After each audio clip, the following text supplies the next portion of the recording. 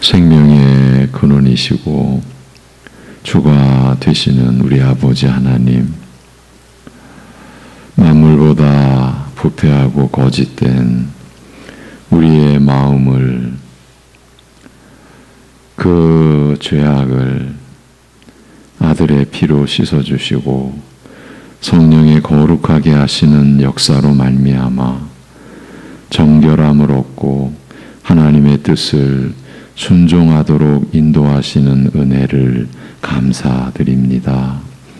이 한 주간도 오늘도 이 온 땅에 주의 사람들이 일어나게 하시고 믿음으로 하나님의 뜻을 따르며 준행하는 기쁨으로 이 세상을 밝히게 하옵시고 하나님께 기쁨이 되는 삶이 되게 인도하여 주시옵소서.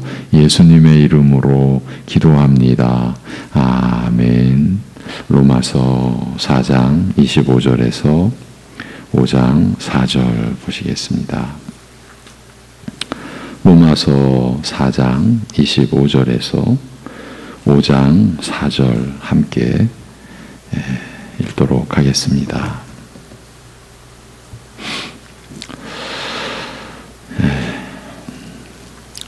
4장 25절부터입니다. 다 같이. 예수는 우리가 범죄한 것 때문에 내 줌이 되고 또한 우리를 의롭다 하시기 위하여 살아나셨느니라. 그러므로 우리가 믿음으로 의롭다 하심을 받았으니 우리 주 예수 그리스도로 말미암아 하나님과 화평을 누리자. 또한 그로 말미암아 우리가 믿음으로 서 있는 이 은혜에 들어감을 얻었으며 하나님의 영광을 바라고 즐거워하느니라. 다만 이뿐 아니라 우리가 환난 중에도 즐거워하나니 이는 환난은 인내를, 인내는 연단을, 연단은 소망을 이루는 줄 알미로다. 아멘. 로마서 5장은 세상에 존재하는 단 하나의 참된 구원을 받은 사람에게서 나타나는 그 믿음의 열매, 곧 복된 현상들이 뭔가 하는 것으로 시작한다고 했습니다. 4장까지 해서 바울 사도가 자세히 전파한 복음인 믿음을 통해서 하나님의 의를 받아서 의롭다고 여겨진 사람은 그 결과 이런 현상들이 나타난다는 그런 내용입니다. 우리는 지난 시간까지 1절을 통해 그것이 하나님과 내가 화평을 누리게 된다는 점을 살펴보았습니다. 믿음으로 의롭다함을 얻은 사람, 진정한 구원을 얻은 사람에게서 나타나는 첫 번째 특징은 바로 그 하나님과 내가 화평한 관계에 있다는 것입니다. 하나님과 내가 직접 대면했을 때 하나님과 나만 있는 자리에서 복된 가족 간의 사랑과 친밀감을 소유하게 되는 것입니다. 믿음으로 말미암은 참된 구원을 얻은 사람은 그런 혜택이 주어지는 복을 얻는다는 내용을 나눴습니다. 그리고 거짓 화평이라고 할 수 있겠죠. 그런 이제 측면도 우리 스스로 속고 있는 믿음으로 말미암는 그런 열매가 아닌 우리에게서 나타난 거짓 관계, 거짓 화평, 그런 요인에 대해서도 또 우리가 함께 나눴습니다. 오늘은 그 두 번째 열매, 두 번째 결과를 함께 나누겠습니다. 그것은 이렇게 기록되어 있습니다. 그로 말미암아 우리가 믿음으로 서 있는 이 은혜에 들어감을 얻었으며, 2절, 5장 2절의 상반절입니다. 어떻게 생각해 보면요, 우리는 이 구절을 좀 지나치듯이 볼 수가 있습니다. 이렇게도 표현할 수 있을까요? 늘 보아왔던, 그래서 우리에게는 특별하게 의식되지 않고 그저 늘 보아왔듯이 평범하게 그냥 넘어갈 수 있는 구절처럼 여겨질 수도 있습니다. 그로 말미암아, 그리스도로 말미암아 우리가 믿음으로 서 있는 이 은혜에 들어감을 얻었으며, 어쩌면 너무 당연하듯이 그렇게 넘어갈 수 있는 그런 내용입니다. 그러나 그렇게 우리가 넘어갈 수 있는 내용일까요? 복음의 본질이 되시고 그 실제적 내용이시며 그 자신의 피를 흘려 죽으시고 부활하사 우리가 오직 믿음으로만 의로운 자로 여김받게 해주신 예수님을 통해 더 큰 혜택을 입는데, 그것은 믿음으로 서 있는 이 은혜에 들어감을 얻는 것이라는 말입니다. 믿음으로 서 있다는 말은 우리의 공로나 수고가 아님에도 불구하고 견고하게 흔들림 없이 자리 잡고 있다는 말입니다. 내가 털을 닦은 것이 아님에도 불구하고 흔들리지 않고 서 있게 된 그런 복된 자리라는 말입니다. 그런 자리가 어디인가를 그 다음에 말하고 있는데, 사도는 그것을 우리가 이해하기로는 약간 좀 추상적이게 이 은혜에 들어감이라고 말합니다. 이 은혜에 들어감. 우리는 이 은혜에 들어가서 든든하게 서 있는 것입니다. 그러면 이 은혜라는 자리는 어떤 자리입니까? 사도 바울은 은혜라고 하지 않고 특별히 관사를 붙여서 이 은혜, 그 은혜라고 말하고 있습니다. 그것은 바울 사도가 특별한 은혜를 염두에 두고 있음을 알게 합니다. 그게 무엇인가 할 때 지금까지의 내용을 토대로 생각해 보면 그것은 우리가 의롭다 하심을 받은 신분이나 그 상태를 가리키는 것 아니겠습니까? 그게 은혜라는 것입니다. 도저히 있을 수 없는 일이 하나님의 그 선하심, 그 하나님의 호의에 의해서 사람들에게 거저 허락되어졌다는 말입니다. 그 은혜, 이 은혜. 전에는 죄로 인하여 하나님의 무서운 진노의 심판만 받아야 할 그런 사람이었는데, 어찌 나 같은 사람이 하나님 면전에서 의로운 자라, 거룩한 자라는 선언을 듣고 하나님과 화평한 관계가 되어 있을 수 있을까? 나로서는 얻으려고 해도 도무지 얻을 수 없는, 사실은 바랄 수조차 없는 그런 불가능한 신분 변화가 하나님의 호의에 의해서 일어났다고 해서 이 은혜라고 말하며, 거기에 우리가 믿음을 통해서 예수님의 피를 죄값으로 치른 우리가 서 있다는 것이에요. 예수님의 죽음을 죄값으로 치른 우리가 믿음을 통해서 거기에 서 있다는 것이죠. 그런데 사도 바울은 여기서 아주 특별한 낱말, 특별한 단어를 하나 사용해서 그 일의 의미를 상기시키고 있습니다. 들어감을 얻었다. 좀 구체적이지 않습니까? 특별한 어떤 의미를 갖는 말을 쓴 거죠. 들어감을 얻었다. 이 은혜에 들어가는 사실을 얻었다고 합니다.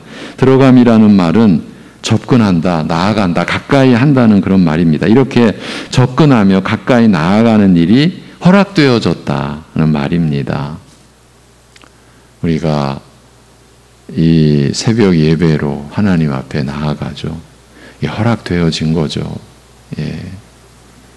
이 말을 통해서 사도 바울은 첫사람 아담 이후로 인류를 괴롭혀왔던 가장 큰 문제가 믿음으로 하나님의 의를 받은 자들에게 해결되었음을 암시하고 있습니다. 들어감을 얻었습니다. 허락되어졌습니다.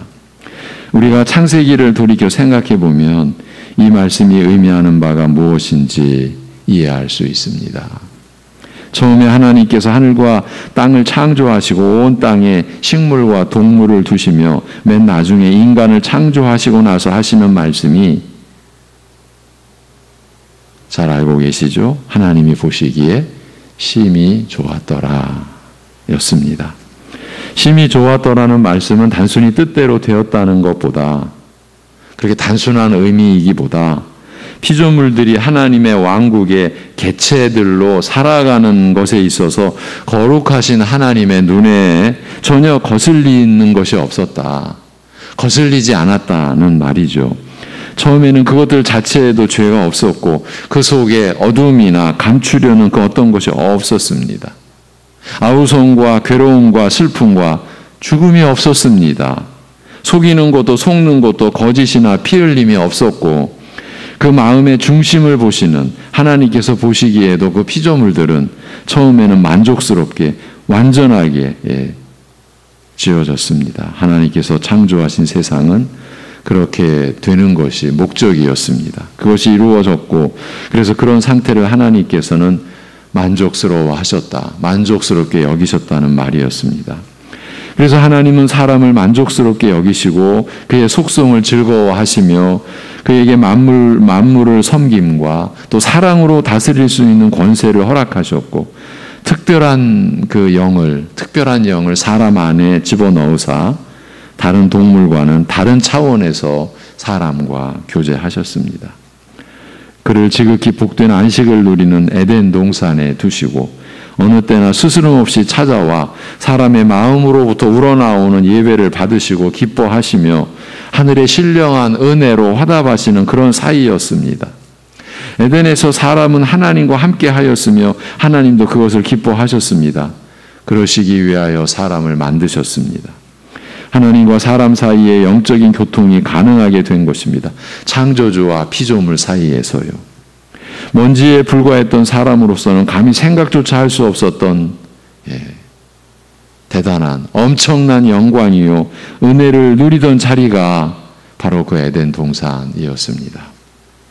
그러나 아시다시피 죄가 사람 마음에 들어왔고 사람은 하나님을 배반하고 불의한 것을 좋아하게 되었습니다. 그것은 창조주 하나님의 속성인 거룩에 위배되는 것이었고 그것은 그 나라에서 추방당해야 했던 죄였습니다. 하나님은 죄와 함께 거하실 수 없는 분이시기 때문입니다. 하나님 나라에서 에덴 동산에서 쫓겨간다라는 것은 죽음을 뜻하는 것이었습니다. 참 생명, 영적 생명, 본질적인 생명은 하나님께만 있는 것이기 때문입니다. 그래서 죄를 지은 아담과 하와가 에덴에서 쫓겨났습니다.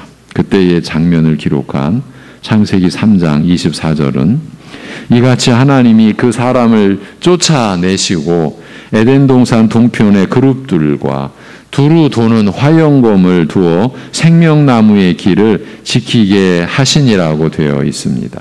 이는 죄가 있는 상태로는 다시는 하나님의 은혜의 영역, 그 풍요롭고 거룩한 하나님과의 교제의 영역인 에덴에 다시는 들어갈 수 없다는 그런 의미였습니다. 고통스럽고 비참한 죽음만이 그들의 운명이 될 것이었습니다. 이것이 아담 이후 인류의 역사의 본질입니다. 그러나 하나님께서는 자기들의 죄 때문에 생명과 안식의 동산에서 쫓겨난 인류를 위해 다시금 스스로 은혜의 길을 마련하셨습니다. 전적으로 자신들 스스로 죄를 지어서 쫓겨갈 수밖에 없었던 인간들을 위하여 저들이 다시 하나님의 은혜의 영역 안으로 들어올 길을 마련하신 것입니다. 그런데 이 길은 결코 쉬운 길이 아니었습니다. 그것은 모세 율법에서 잘 드러나 있습니다. 하나님이 임재해 계신다는 성전 안의 지성소에 사람이 들어가는 일에서 그 문제가, 그 어려움이 잘 드러나 있습니다. 구약 시대에 하나님 앞에 나아간다는 것은 참으로 까다로운 절차를 밟아야 했었습니다. 들어갈 수 있는 사람들과 방법들이 정해져 있었습니다. 우선 성전부터 아무나 들어갈 수 없었습니다. 성전에는 가장 깊숙한 곳에 지성소, 그 다음이 성소, 안뜰, 바깥뜰 이런 식으로 자리하고 있었습니다. 이방인들이 들어갈 수 있는 자리는 바깥뜰까지였고 유대 여인들은 그보다 조금 더, 유대 남자들은 좀 더 안으로 들어갈 수 있었습니다. 그러나 성소까지 들어갈 수 있었던 사람들은 제사장들 뿐이었습니다. 그리고 성소 다음에 있는 가장 거룩한 지성소에는 대제사장만 들어갈 수 있었습니다. 대제사장도 1년에 한 번밖에 들어가지 못하였습니다. 그것도 마음대로 들어갈 수 있는 것이 아닙니다. 대제사장이 그곳에 들어갈 때면 제물 둘을 잡았습니다. 하나는 자기의 죄를 위한 제물이고 또 하나의 제물은 백성들의 죄를 위한 것이었습니다. 대제사장은 자신의 죄 때문에 한 제물을 잡고 정결 의식을 행하고 기도하고 향을 바쳤습니다. 그리고 다시 제단으로 돌아와서 백성들의 죄 때문에 두 번째 제물을 잡고 대야로 가서 발을 씻고 성소로 들어갑니다. 그런 다음 제단 앞에 향을 태우고 그 엄숙한 순간에 지성소의 휘장을 제치고 지성소로 들어가서 온 방에 향을 가득하게 합니다. 그리고 두 번째 제물을 언약궤 위 그룹들 사이에 붓습니다. 그곳이 바로 속죄소라 이렇게 일컬어지기도 하고 시은좌, 은혜가 베풀어지는 처소 이렇게 불리기도 하는 그곳에 붓습니다. 그러나 들어가기만 하면 끝나는 일이 아닙니다. 만일 들고 들어갔던 제물이 규정에 어긋난 것이거나 율법대로 제사의식을 시행하지 못한다면 그는 그 자리에서 그 대제사장은 죽게끔 되어 있었습니다. 그런 의식 없이 무작정 하나님 나라에 들어가려는 사람들을 주의시키려고 하나님은 출애굽기 19장에서 이렇게 말씀하셨습니다. 여호와께서 모세에게 이르시되 너는 백성에게로 가서 오늘과 내일 그들을 성결케 하며 그들로 옷을 빨고 예비하여 제3일을 기다리게 하라. 이는 제3일에 나 여호와가 온 백성의 목전에 시내산에 강림할 것이니 너는 백성을 위하여 사면으로 지경을 정하고 이르기를 너희는 삼가 산에 오르거나 그 지경을 범하지 말지니 산을 범하는 자는 정녕 죽임을 당할 것이라. 손을 그에게 댐이 없이 그런 자는 돌에 맞아 죽임을 당하거나 살에 쇠어 죽임을 당하리니 짐승이나 사람을 물어나고 살지 못하리라. 나팔을 길게 불거든 산 앞에 이를 것이니라 하라. 하나님께서 계신 곳에 정결함이 회복되지 않고서는 곧 죄의 문제가 해결되지 않고서 하나님께 나아간다는 것은 죽으러 가는 것밖에 아무것도 아니라는 경고의 말씀이었습니다. 그래서 지성소로 들어가는 대제사장의 옷에는 방울이 달려 있었습니다. 만일 대제사장이 지성소에서 봉사할 때 방울 소리가 나지 않는다면 그는 하나님에게 벌을 받아 죽은 것이죠. 이처럼 하나님이 계시는 곳에 들어가는 것과 들어가서도 상당히 까다로운 절차와 의식이 필요했습니다. 이 일은 하나님께 다시 돌아가는 일이, 그 들어감을 얻는 일이 그만큼 쉽지 않다는 그런 내용이죠. 그 원흉인 죄의 문제를 처리하는데 이토록 어렵다는 얘기입니다. 구약의 역사가, 율법의 제사가 그 내용을, 그 의미를 우리에게 수천 년 계시해 주었던 거죠. 그런데 사도 바울은 지금 여기서 말씀하기를 그 문제가 해결되었다는 것입니다. 우리가 이 은혜에 들어감을 얻었다는 것입니다. 그러니까 이 짧은 구절이 창세기 그 3장 이후에 수천 년의 역사를 지금 전제로 하고 배경으로 해서 우리에게 주어진 말씀인 거예요. 무슨 말입니까? 어떤 일이 그런 놀라운 일을 가능하게 했다는 것입니까? 로마서 4장까지 해서 특별히 3장 21절부터 기록해 놓은 예수님의 화목 제물 되신 그 일이 예수님을 믿는 사람에게 이전에는 불가능했던 일을 가능하게 하였다는 그 말입니다. 우리가 알다시피 제사제도의 본질은 다 예수님께서 행하실 일을 예표하는 데에 있었습니다. 그리고 예수님께서 그 제사제도들이 상징했던 바를 친히 이루셨습니다. 자기 피로 흠없는 제물 삼으시고 자신이 친히 대제사장이 되셔서 백성들의 죄를 사하시려고 하나님의 보좌 앞으로 나아가셨습니다. 하나님께서는 예수님이 들고 나오신 그의 피가 백성들의 죄를 사하기에 충분한 흠없는 피, 흠없는 제물임을 확인하시고 만족해 하신다는 의미로 그 대제사장을 살려보내셨습니다. 부활, 그리스도의 부활의 가장 우선적인 의미는 하나님께서 죄값으로 자신의 독생자의 이 피를, 이 죽음을, 이 제물을 만족해 하신다는 것, 바로 그것입니다. 그리스도의 부활의 가장 근본적인 의미입니다. 예. 우리의 죄값이 완전히 치루어지는 그 완전한 제물이었다. 예. 하나님께서 만족하시는 단 한 번의 단번의 제사였다. 바로 그것입니다. 그래서 이제 예수님을 자신의 구세주요, 자기 대신 죄값을 치르려고 십자가에 피 흘려 돌아가시고 부활하신 분이심을 믿는 자에게는 이 은혜에 들어감이 허락되어진 것입니다. 예수님을 믿는 자들이 생명나무로 가는 길을 막았던 그 화영검이 없어지고 천사들도 막지 못하게 되었습니다. 예수님을 믿는 자가 하나님께로 나아가는 것을 방해할 수 있는 것은 이제 아무것도 없어졌습니다. 아무것도 없습니다. 모두 없어졌습니다. 그 무엇도 믿음으로 의롭다함을 받은 자를 막지 못합니다.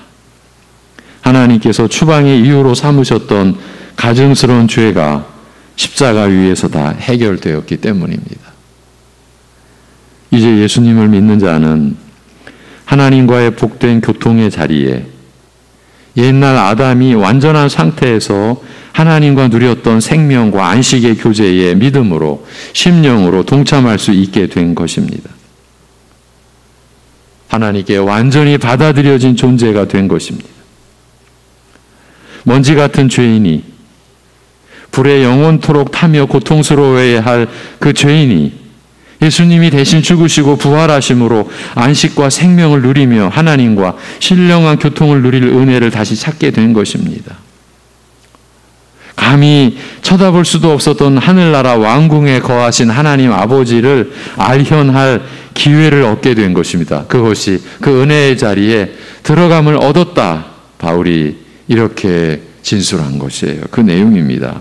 그것은 왕궁에 들어가는 것과 같으며 설 수 없었던 존귀한 자리에 서는 것과 같은 것입니다.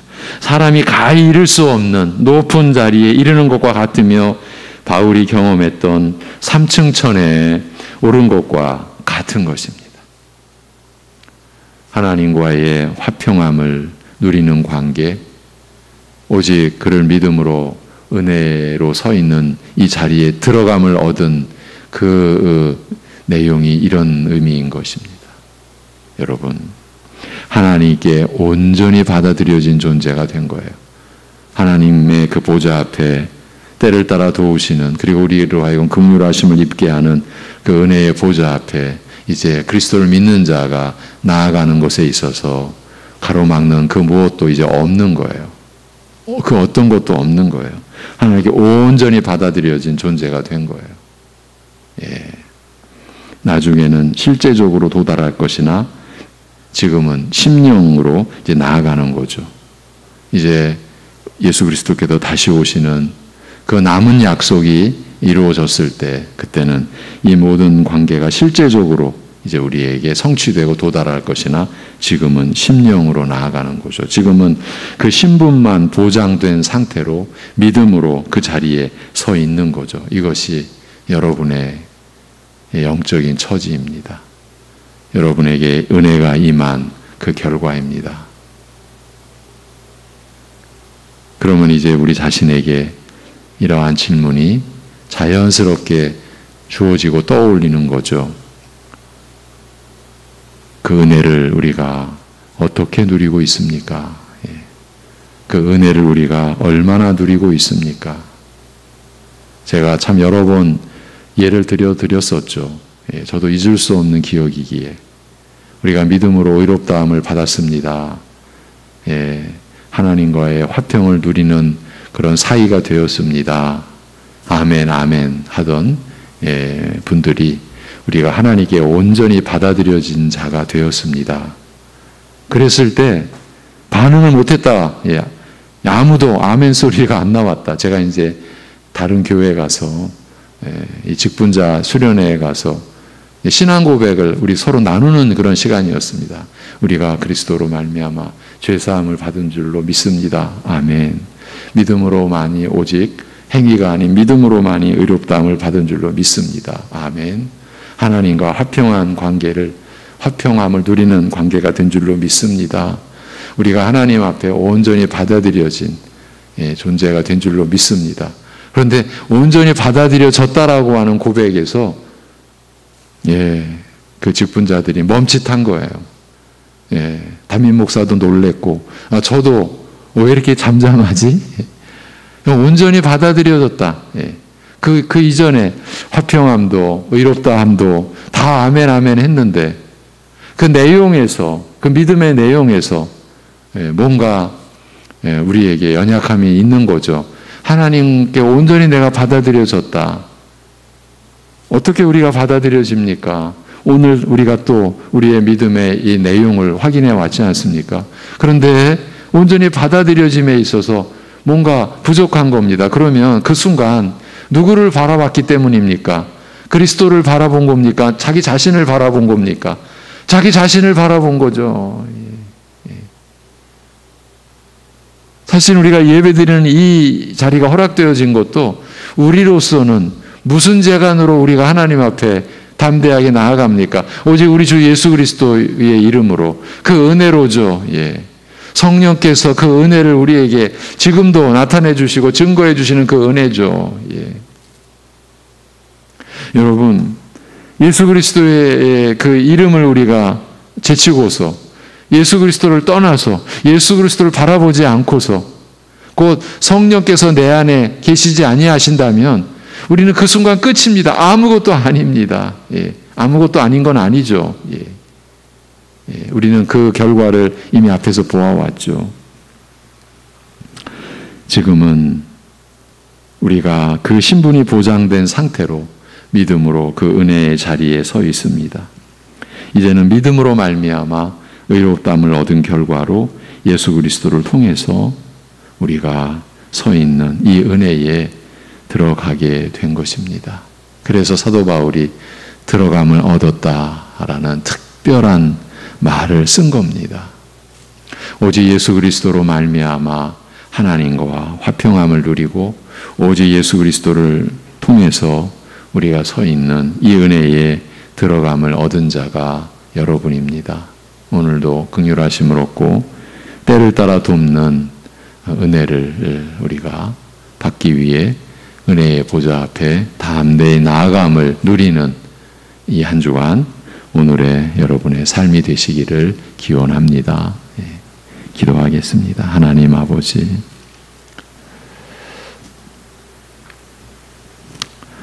하나님께서 우리에게 이루신 일 홀로 작정하시고 그 하나님의 지혜와 하나님의 능력으로 이루신 우리 주 예수 그리스도의 화목제물 되게 하신 그 은혜의 역사로 우리 스스로 영원히 해결 못하고 처리 못할 죄의 문제를 처리해 주시고 우리로 하여금 그리스도를 통해서 믿음으로 서 있는 이 은혜의 자리에 들어감을 얻게 하심을 감사합니다. 이 은혜의 하나님 아버지를 찬양합니다.